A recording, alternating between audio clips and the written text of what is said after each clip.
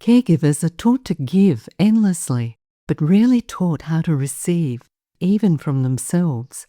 Kindness to others feels natural, yet kindness to self often feels undeserved. This is Karma Caregivers, the podcast for those who give deeply and are learning to offer themselves self-care too. I'm your host, Lydia, and today we're exploring why self-compassion isn't a luxury.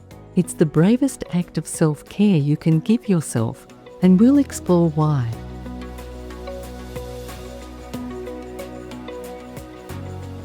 Self-compassion begins when you stop measuring your worth by how much you give. It's not about ignoring responsibility, it's about balancing care with understanding. Try this. Bring to mind one emotion that creates stress or anxiety in your caregiving role. Don't try too hard. Whatever bubbles up is perfect.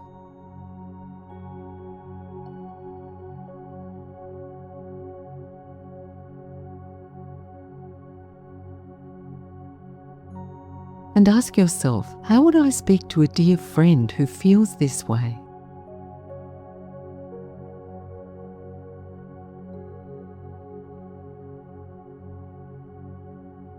Now offer those same words to yourself. Try this now.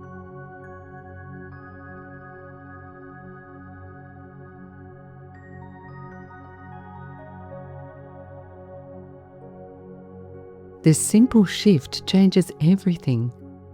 Most caregivers also have an inner critic that can sabotage their efforts, that voice whispering, "You should have done more."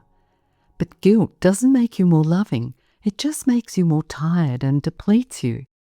Self-compassion silences that voice by meeting it with kindness to yourself, saying, "I did the best I could with what I knew at the time, and let that be enough." Self-compassion means recognizing that imperfection isn't failure. It's offering yourself understanding. When you fall short, you don't need to punish yourself. You need empathy. So ask yourself, can I offer myself the same warmth I would offer to someone in pain? So let's reflect for a moment to notice your own inner dialogue. How do you speak to yourself during those difficult moments? Is it gentle or harsh?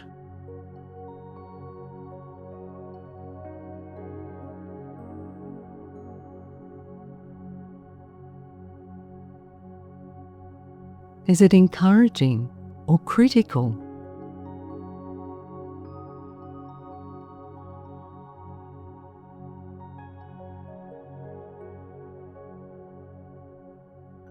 Your words to yourself matter. They become the tone of your nervous system. Each time you catch yourself thinking or saying should or not enough, try to take a breath and replace it with, "I'm learning." I never realized how harshly I spoke to myself until the time I stormed out of my mum's room after some harsh words from her and then berated myself afterwards. She'd called me unthinkable names and made accusations about the way I was handling her care. It was the last straw for me that day. Of course, my head knew it was her condition speaking, but my heart told a different story. I cried for hours afterwards, calling myself careless and cruel. What I learned is to try to speak to that part of me with kindness. Forgiveness didn't happen overnight, but each gentle word rebuilt a little trust with myself. This story is a reminder. Self-forgiveness is allowing grace to enter where guilt might have once lived. Now let's do a simple practice together. Stand or sit in front of a mirror or turn on your phone camera so you can see yourself. Look into your own eyes now. Take a slow breath in and out. Say quietly to yourself, "I see the effort you make every day. I know you're tired, but you're still here." Notice what emotions arise: kindness, grief, even discomfort. It's okay. This is how self-compassion begins, by showing up for yourself the way you do for others. Now say softly or silently to yourself, "I've done enough for today. You are enough." Let those words land in your body, even if part of you resists them. That resistance is simply old pain learning a new language, compassion. So let that practice go, and we'll move into a self-compassion meditation. Wherever you are, allow your body to settle. If you can, close your eyes or soften your gaze. Take a slow breath in through your nose and let it gently out through your mouth. Again, inhale and exhale. Now bring your attention to your body.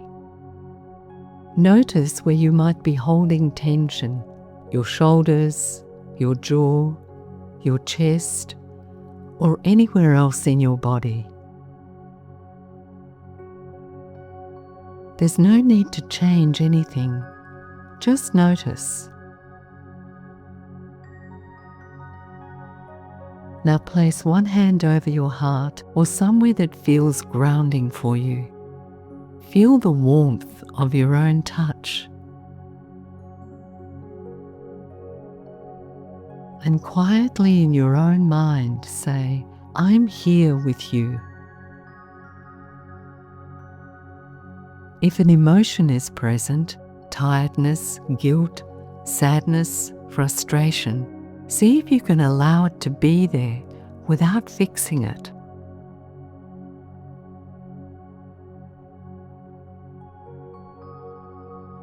You don't need to push it away, and you don't need to explain it.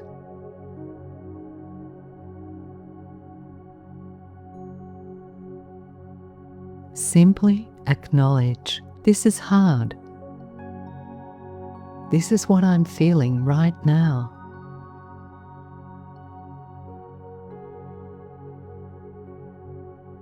Now imagine how you would respond to someone you love who felt this way.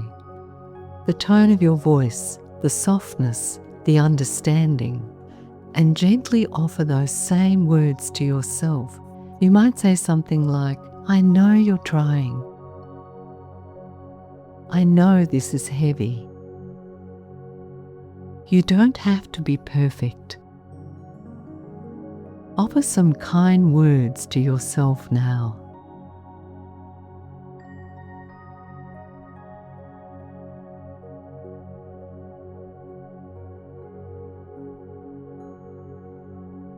Now, with your next out-breath, allow your whole body to soften just a little, as if it's receiving kindness instead of bracing against judgment.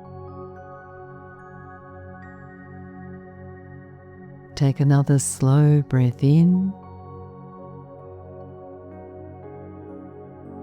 and out.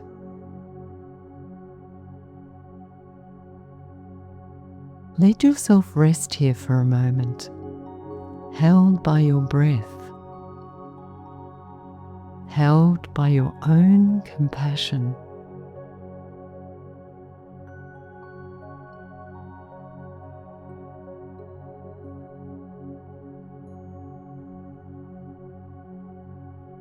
Now gently bring your awareness back. Open your eyes if they're closed. And aim to carry this with you. Self-compassion isn't something you earn, it's something you allow. So the language we use also shapes our emotions. Every time you hear yourself saying, "I should have," try replacing it with, "I could have." Should carries judgment. Could carries possibility. That one word changes shame into self-awareness and opens the door to growth. Ask yourself this question instead: what could I offer myself now that would help me shift to more balance and calm?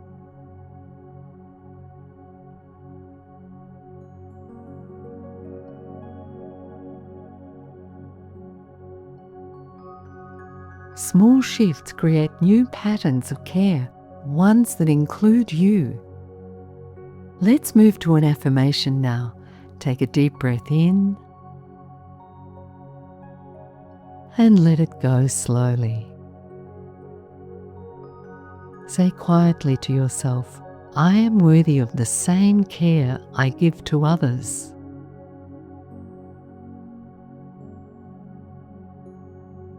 Compassion begins with me.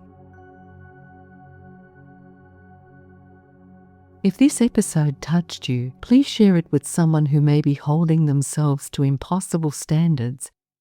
And if you feel like you need more support, check out the show notes for the Care Command Journal, filled with resources to make your caregiving easier, as well as the Karma Caregiver Program series. I also invite you to subscribe to Karma Caregivers so new episodes arrive when you need them. And if you have a moment, leaving a short review helps other caregivers find this space too. Thank you for listening to Karma Caregivers.